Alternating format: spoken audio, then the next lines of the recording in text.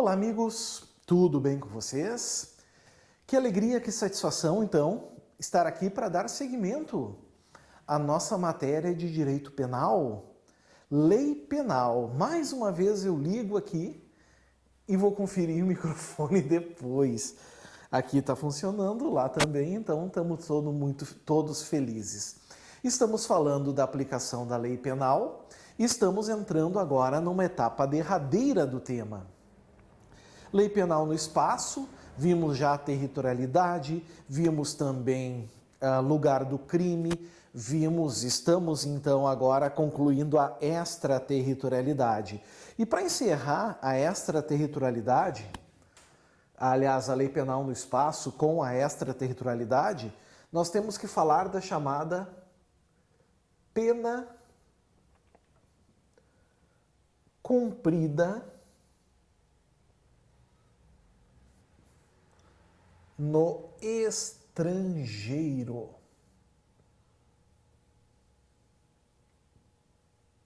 Certo? Pena cumprida no estrangeiro. O que isso quer dizer, pessoal? Primeiro, por que nós estamos falando em lei penal no espaço?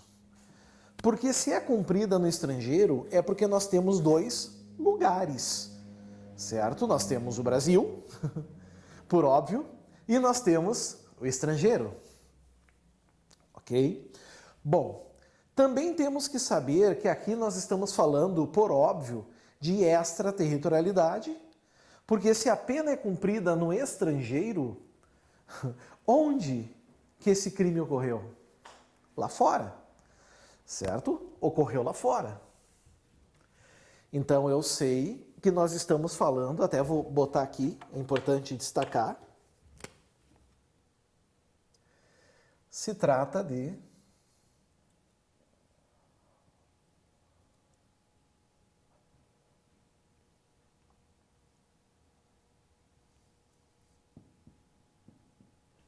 extraterritorialidade.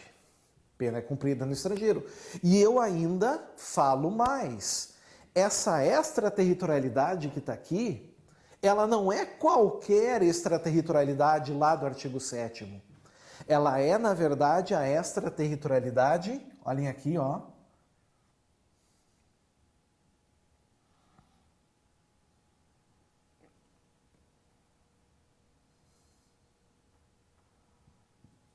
Incondicionada.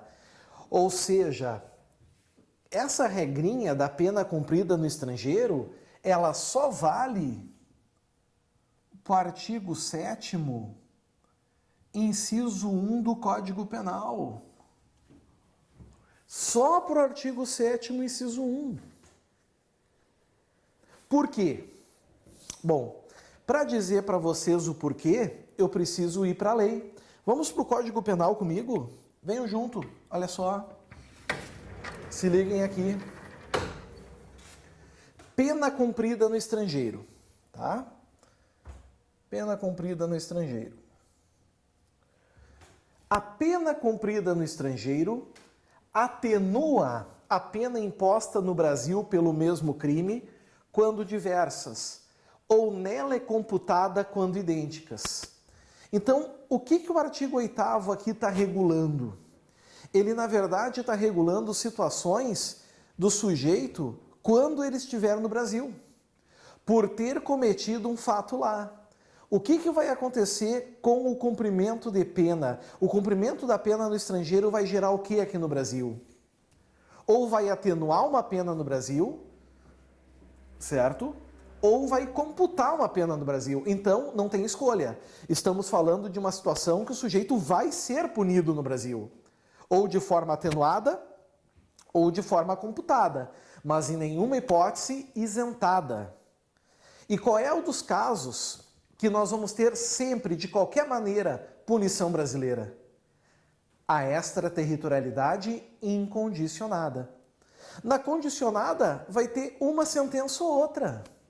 Na condicionada, meus amigos, ou cumpriu as condições e vai ser só a lei brasileira que vai ser aplicada, aí não tem o que atenuar ou computar, ou não foram cumpridas as condições e vai ser só a lei estrangeira. Então aqui sempre vai ser extraterritorialidade incondicionada. Voltamos para cá. A outra regra é que a pena tenha sido cumprida no estrangeiro, ou na integralidade, ou parcialmente. Por quê? Porque diz que no Brasil ela vai ser atenuada. Para ser atenuada tem que ser diferente, ou cumprida em parte, ou para ser computada tem que ser cumprida pelo menos em parte. Se o sujeito não cumpriu nada, na integralidade no Brasil ele tem que cumprir. Certo? Bom, mas aí vem a grande questão. Qual é a consequência? Vamos fazer assim, ó. Eu faço aqui, vocês fazem aí. Vamos botar assim. De um lado, estrangeiro.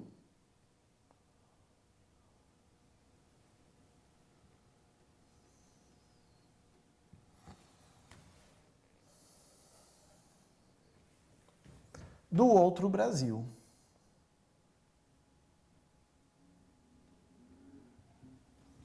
Estrangeiro e Brasil. Bom, o que o artigo 8º diz? Tá? O artigo 8º diz que penas diversas, a brasileira vai ser atenuada. E penas idênticas, a do Brasil vai ser computada. Isso cai muito em prova. Se cai o texto e o candidato memoriza, fica muito fácil. Entendeu? Tranquilo, não tem mistério. O problema, pessoal, o problema mesmo é quando cai questão, um caso prático. E aí muito candidato erra. Por exemplo, sujeito foi condenado a 8 anos de prisão no estrangeiro e desses 8 anos ele cumpriu 3.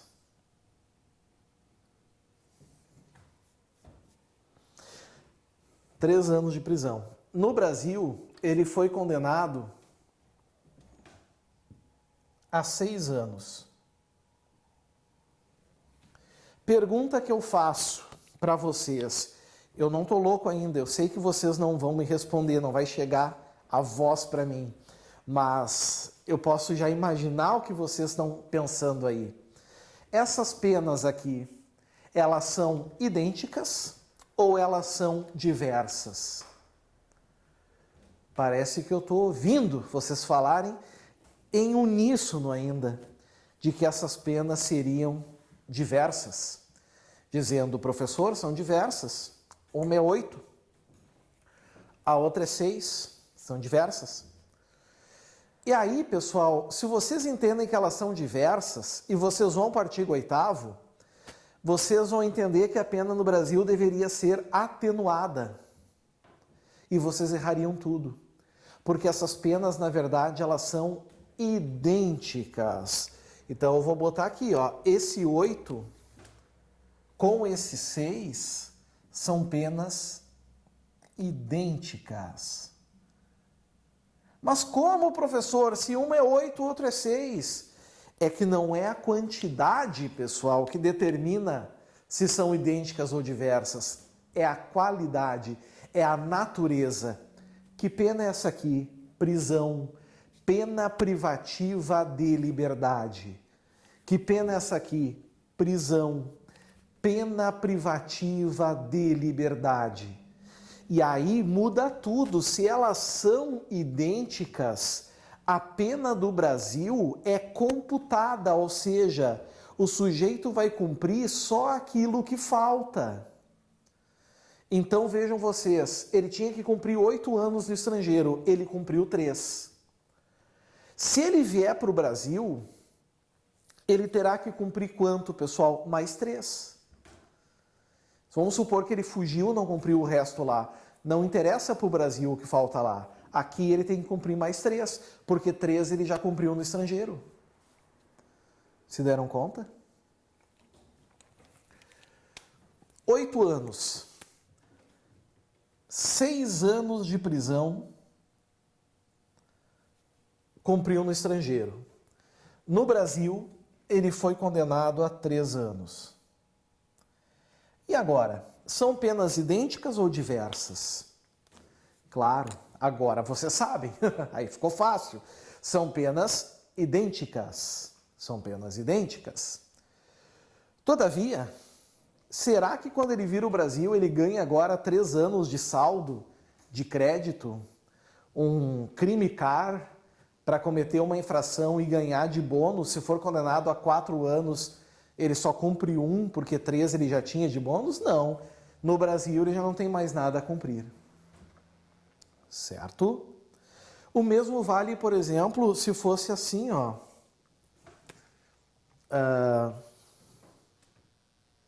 Já convertendo para a moeda atual, uma multa de R$3.000, por algum motivo aqui ele cumpriu, pagou R$1.200. No Brasil ele foi condenado, sei lá, mesma pena, agora até para ajudar, R$3.000. Vejam, nós estamos diante de penas idênticas de novo, porque é uma pena pecuniária, é pena de multa. Seguindo as regras do artigo 8º, certo? Seguindo as regras do artigo 8º, o que vai acontecer aqui, pessoal? Fácil. A pena do Brasil vai ser computada, só vai usar o que falta. Se ele já pagou 1.200, no Brasil, sua pena, né, tem que ser de 1.800. É isso que ele tem que pagar. Agora, R$5.000,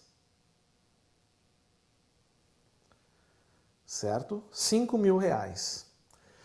Pagou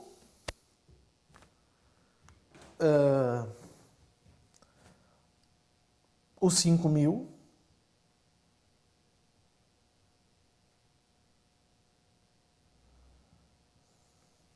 e aqui no Brasil ele foi condenado a uma pena de 2 anos de reclusão, 2 anos de prisão. Vejam, agora a coisa muda de figura.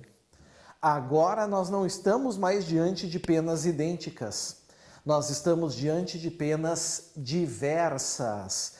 E quando nós estamos diante de penas diversas, quando a gente pega, meus amigos,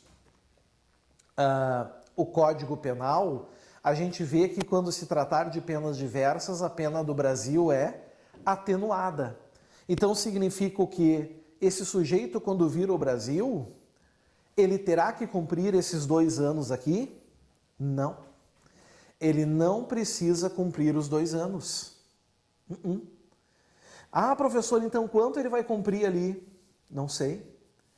Não sei porque a pena atenuada é uma circunstância judicial. Quem vai estabelecer no caso concreto é o magistrado. Talvez fique 1 ano e meio, talvez fique 1 ano e 8 meses. É o juiz que vai decidir conforme o caso concreto. O que a gente sabe é que vai ser menos, claro, de 2 anos. Certinho? Agora sim, assentando a situação, fica fácil entender esse artigo 8º do jeito que a gente colocou. Ok? Dando sequência, procurando o meu apagador. Onde coloquei o apagador? Devo ter levado para algum lugar, enfim. Ainda bem que eu não escrevi muito, vai na mão mesmo. Dessa forma, senhores, eu me orgulho de dizer para vocês que a gente entra na etapa final da aplicação da lei penal. Saímos da lei penal no tempo, saímos da lei penal no espaço, e agora a gente entra naquilo que se costuma chamar de disposições gerais da aplicação da lei penal, onde a gente fala do artigo 9º, do artigo 10º, do artigo 11º e do artigo 12º. Então eu vou colocar aqui como título para vocês.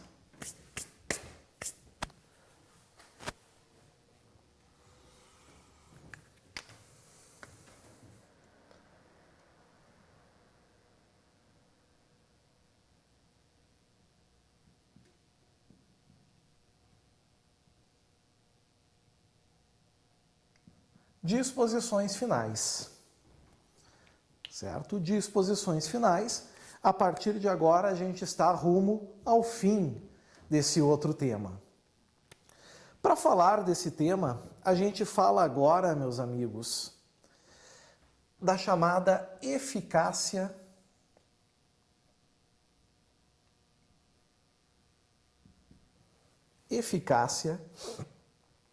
de sentença estrangeira.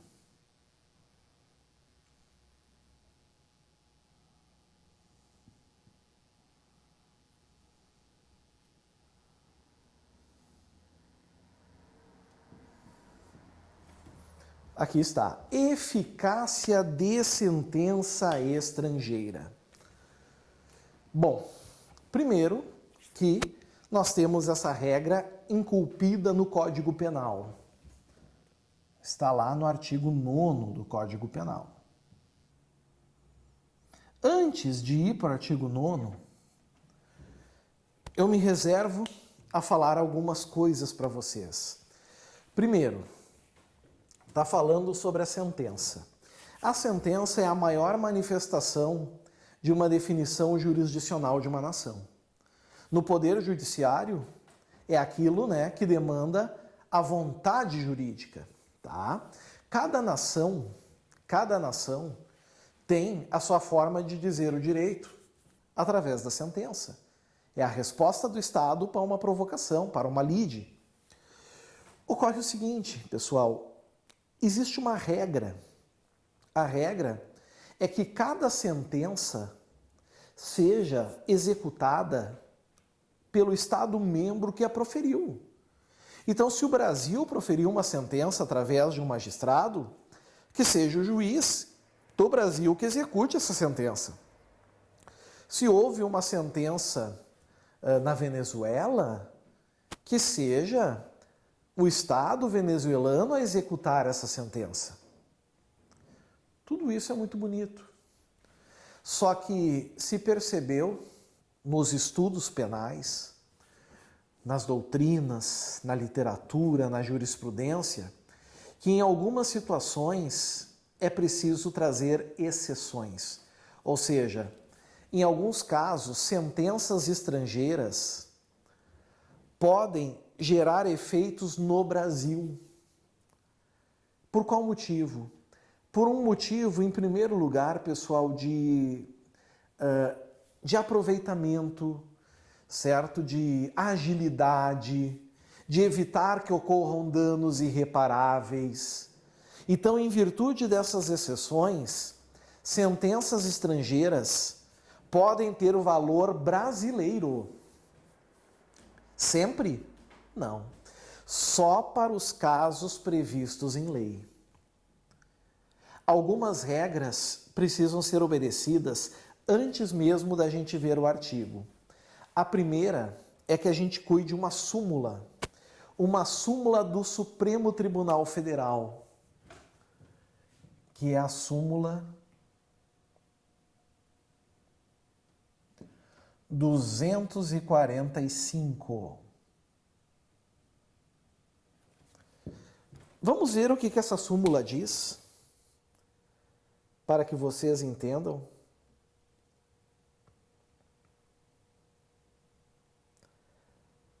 Vamos lá na súmula. Estou pegando ela aqui.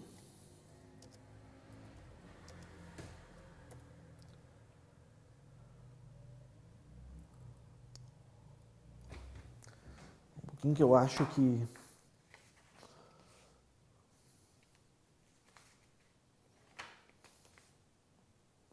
Desculpa, errei por pouco. É a 420. Desculpem rasurar o caderno de vocês. Súmula 420. Vamos nela. Fala sobre homologação de sentença estrangeira.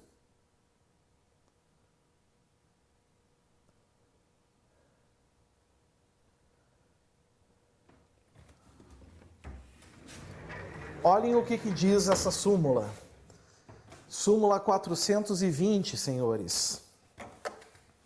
Vamos destacar aqui.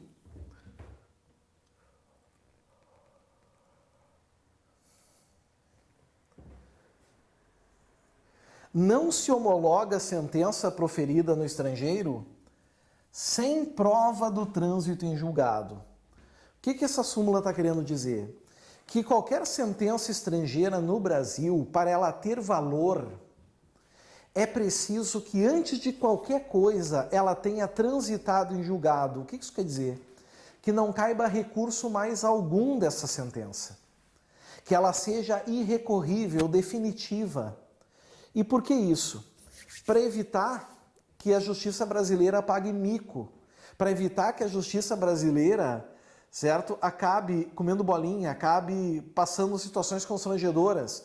Ela gera efeito, o Brasil gera efeito a sentença estrangeira e lá ainda cabendo o recurso no estrangeiro, eles modificam a decisão, reformam a decisão e geram um tumulto sem precedentes. Então, para evitar isso, o STF deixou muito claro.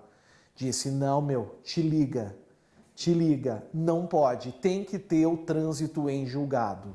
Certo? Tá aqui. Se cair em prova, te liga. Sem trânsito em julgado, é uma mera folha de papel. No Brasil não vale nada.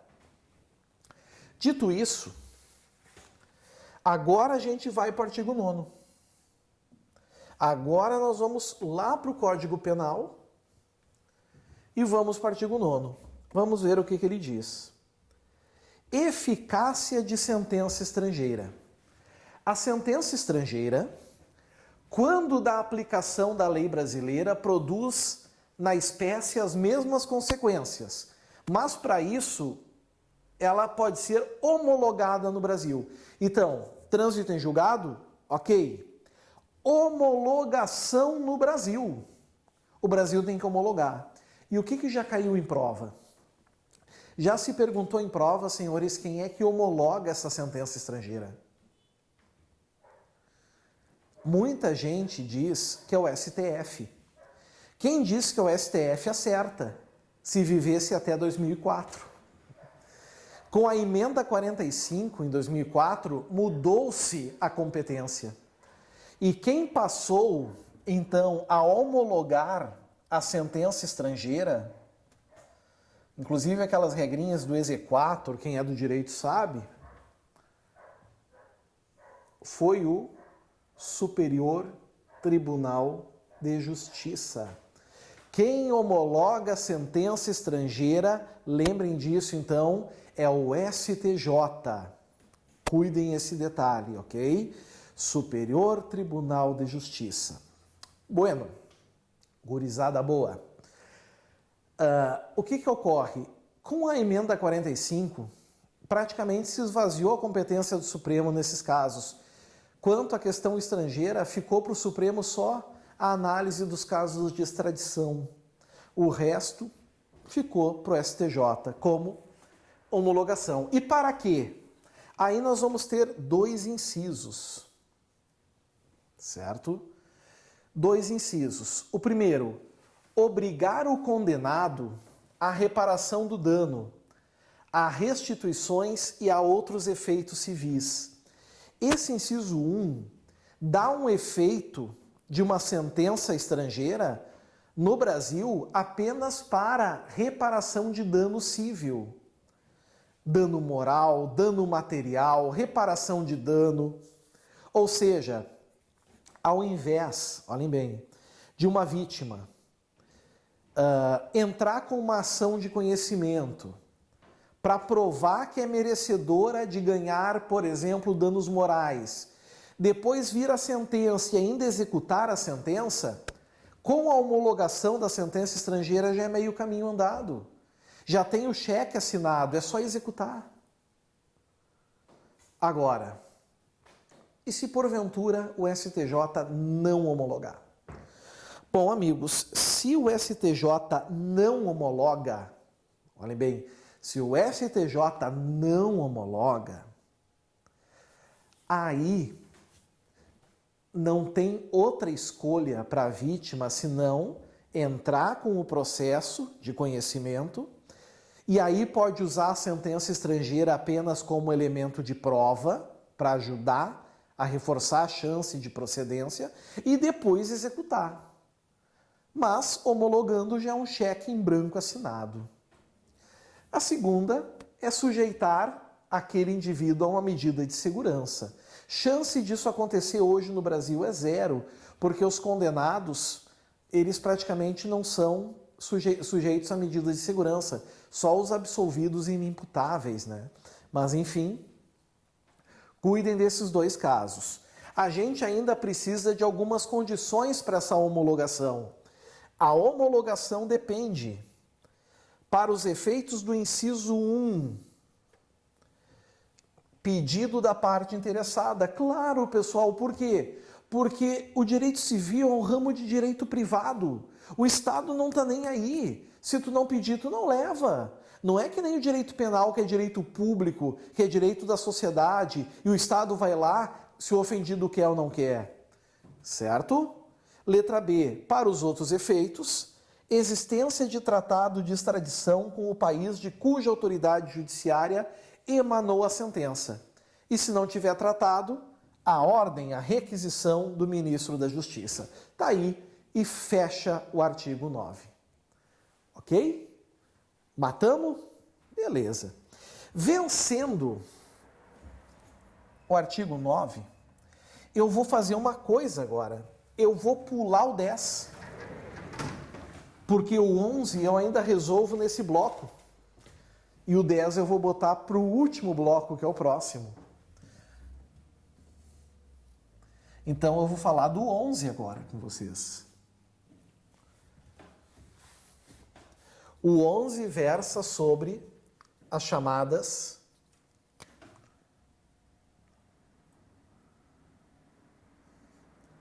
frações não computáveis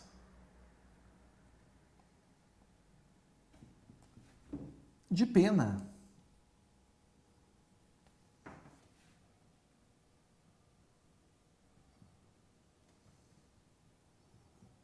Artigo 11 do Código Penal.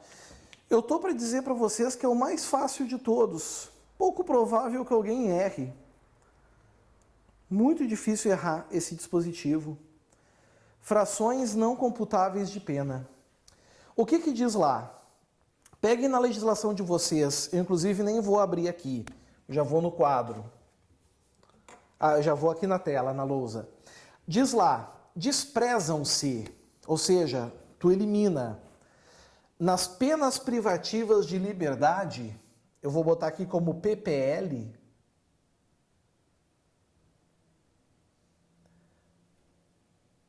frações de dia. Certo? Não só na PPL, mas também nas PRDs, né, que são as penas restritivas de direitos. E nas penas de multa, ali na lei fala frações de cruzeiro, mas nós temos que fazer a adequação monetária. Adequando monetariamente, fica sendo frações de real, óbvio.